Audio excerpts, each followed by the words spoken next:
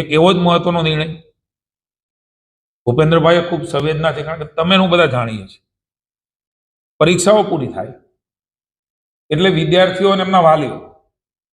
અલગ અલગ જગ્યાઓ ઉપર, કારણ કે આવકનો દાખલો લેવાનો, એમને કંઈ શિષ્યવૃત્તિ, એમને કંઈ એડમિશનો, કોઈ જાતિનું પ્રમાણપત્ર લેવાનું, આવા લગભગ 18 થી 20 જેટલા અલગ અલગ પ્રકારના પ્રમાણપત્રો અલગ અલગ એમના એડમિશનો દરમિયાન એ લેવાના હોય છે. અને આપણે જાણીએ છીએ કે ખૂબ મોટી લાઈનો, હજારોની લાઈનોમાં વાલીઓને એક તો એડમિશનનું સ્ટ્રેસ હોય છે, સાથે સાથે આવકનો દાખલો, એની સમય મર્યાદા હોય છે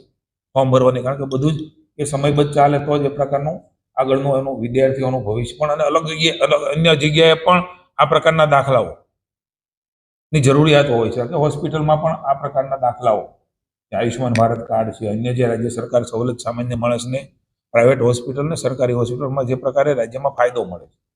એમાં એને અડચણ ન પડે એમના માટે મહત્વાકાંક્ષી નિર્ણય. લગભગ મારો અંદાજ છે ત્યાં સુધી 70 થી 80 લાખ વિદ્યાર્થીઓ, એટલે કે પરિવાર ગણાય, હજારોની સંખ્યામાં, લાખોની સંખ્યામાં અલગ અલગ જગ્યા ઉપર તાલુકા પંચાયત હોય, મામલતદાર હોય, આપણી રોજગાર કચેરીઓ હોય કે જાતિના પ્રમાણપત્રની કચેરીઓ હોય, આ બધી કચેરીઓમાં સરળતા એટલા માટે એમણે ચીફ સેક્રેટરીને સૂચના આપી છે કે આ વર્ષે તમે બધા જ અધિકારીઓ બેસીને આમાંથી સરળીકરણ કરીને ઓનલાઈન ફેસલેસ કેવી રીતે થાય એ માટેનું તાત્કાલિક કરો. અને 1 એપ્રિલથી આ નિર્ણય કહ્યું છે ને, 1 એપ્રિલથી આ પ્રકારની વ્યવસ્થા રાજ્યમાં ગોઠવાઈ.